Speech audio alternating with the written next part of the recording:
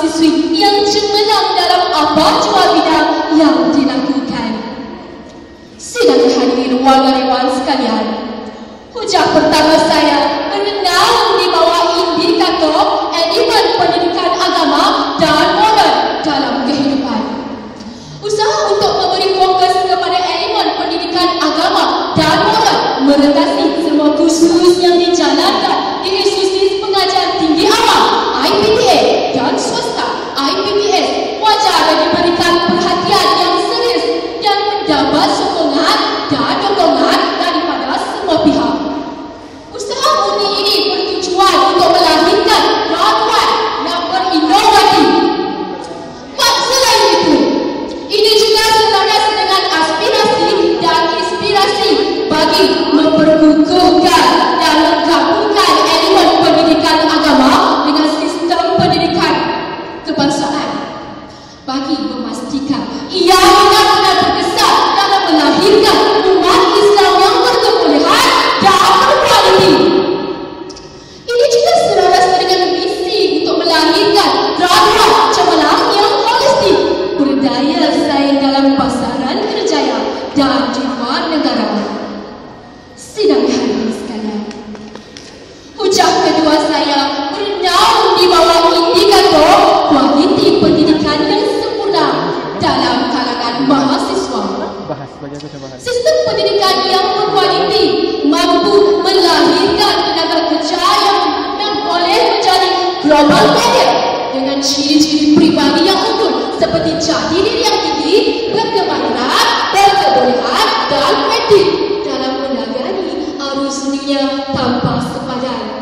Selain itu, dunia telah menyaksikan dan sejarah telah membuktikan bahawa ada kelemahan dan kegagalan dalam merencanakan sistem pendidikan akan menyebabkan sesuatu bangsa dan umat dinyatakan dan dipandang rendah. Lantaran itu, kita perlu merenung sejenak sambil membuat muhasabah diri tentang apa yang telah dilakukan. Dalam hal ini, kualiti pendidikan amat penting yang bukan boleh kita pandang secipin cuma. Sidang hadirin sekalian, indikator ketiga saya di bawah tajuk kejayaan graduan bermula daripada penekanan dalam bidang pendidikan. Saya cukup tertarik dengan buah fikiran Allahyarham Tun Hamdan Sheikh Tahir berkenaan pendidikan di Malaysia. Dari mana hendak ke mana, beliau menyatakan penekanan dalam kalangan rakyat Malaysia telah lama diberikan. Oleh itu, penekanan amat penting dalam bidang pendidikan. Persoalannya di sini, adakah kita dalam menghasilkan sesuatu yang terbaik untuk generasi yang akan datang? Dan generasi yang akan datang mampukah untuk merealisasikan impian kita? Apapun, kita tidak boleh berpuas hati dengan apa yang telah kita lakukan selama ini. Kerana pada masa yang sama, zaman kita dan zaman mereka tidak ada perubahan.